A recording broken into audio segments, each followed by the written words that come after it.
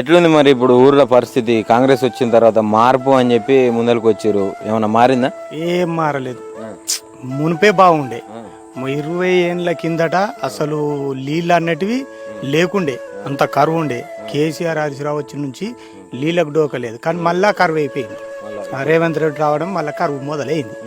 అంతే తప్ప ఏం బాగలేదు. మార్పు అన్నాడు, మార్పు లేదు, తీర్పు లేదు. మాకైతే ఆ బొరింగ్ ఉండే లెక్క చెప్పాలంటే సారు 20 సంవత్సరం అడగొట్టుకుంటే సుక్క నీళ్ళు రాకపో. అటువంటిది మాకు కాళేశ్వరం నీళ్లు రావడం, రంగనాయక సార్ నీళ్ళు రావడం చాలా అదృష్టం. అట్లయితే రైతులకు ఇబ్బంది ఇబ్బంది అవుతుంది, మరి ఇబ్బంది పెడుతుండు కదా. వచ్చిందే ఇబ్బంది పెట్టనీకి.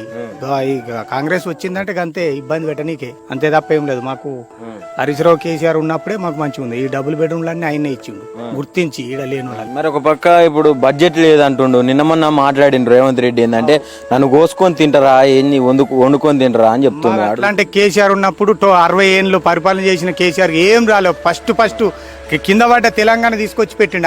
ఆయన ఎట్లా మెయింటైన్ చేసిండు? ఈయన బడ్జెట్ లేదు దోసుకురుడు, ఢిల్లీకోవుడు వచ్చుడు, ఢిల్లీకోవుడు మూటలు అటు పోతున్నాయి కనుక బడ్జెట్ లేవు. మళ్ళా సారే రావాలి, మళ్ళా సార్ వస్తేనే మంచి చూస్తారు. మరి చూస్తారు, గట్టినే చూస్తారు. చెప్పులు ఎత్తుకపోయినట్టే చూస్తారు. అప్పెందుకు కుట్టదు సారు, అప్పెందుకు కుట్టదు, ఇయ్యదాలకు అవని చెప్పి ప్రజల్ని మోసగించడం తప్ప గానీ ఏం పని లేదు. ఇది మళ్ళా కేసీఆర్ రావాలి పక్కా.